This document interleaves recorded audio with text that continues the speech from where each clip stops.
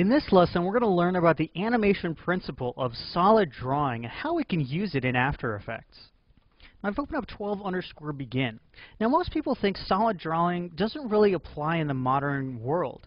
Back in the traditional days, solid drawing was all about creating the shading and maintaining volume and weight and all of these things and light interactions that we take for granted in the 3D and 2D world. For example, After Effects takes care of almost all of the drawing of our images. However, what we need to remember about solid drawing is it is about volume and about depth. And so we can actually apply this to our composites and to our After Effects projects. Now, this is a very simple scene we've opened up. You've probably seen this many times before. As we play through, it's just some 3D case drawing on some text. Now, currently, both of these are staring directly at the camera, and our camera angle is essentially at 0. Now, this is not using the perspective, and it is not showing the depth of the scene. So to begin with, let's give our camera a little bit more of an interesting angle. So I'm going to come in here and let's rotate this, I believe, yes, on the x-axis. So we can rotate this down a little bit, and you can see that we're already getting some perspective shifting just from that slight change. All right, we can also come into our 3D case here, and let's have the last keyframe it lands on rotate a little bit so that it's not ending straight on, or it's not ending looking directly at the camera, but instead it is ending at a bit of an angle. Again, showing off some of that nice perspective lines that we have with After Effects. Now, let's take a look at our animation. Okay, it still looks pretty solid. The mask is off a little bit. And the solid drawing portion of this, or the text portion, is still a little bit boring. So let's come in here and let's make this a 3D layer.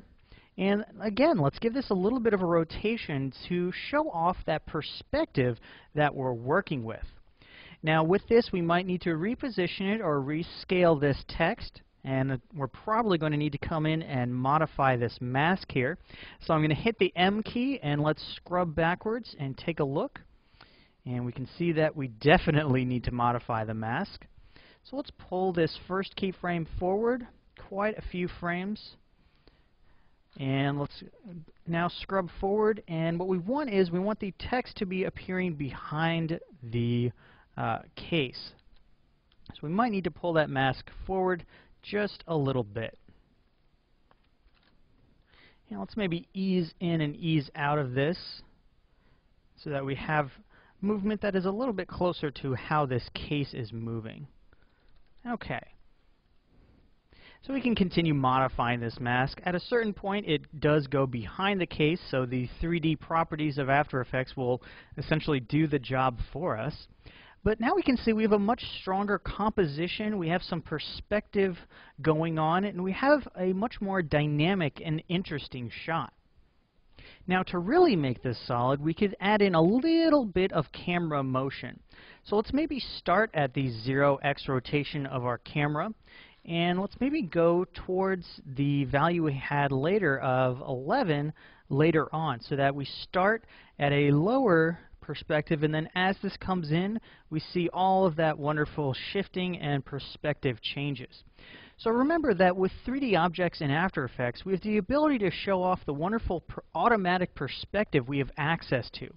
And this ability to show perspective lines and create a so-called solid drawing almost automatically is an incredibly powerful part of After Effects.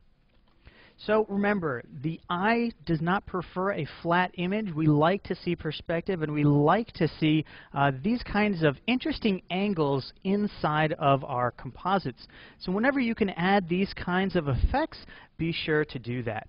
Because, as you can see here, this is a much more interesting and dynamic image than the flat one we had before.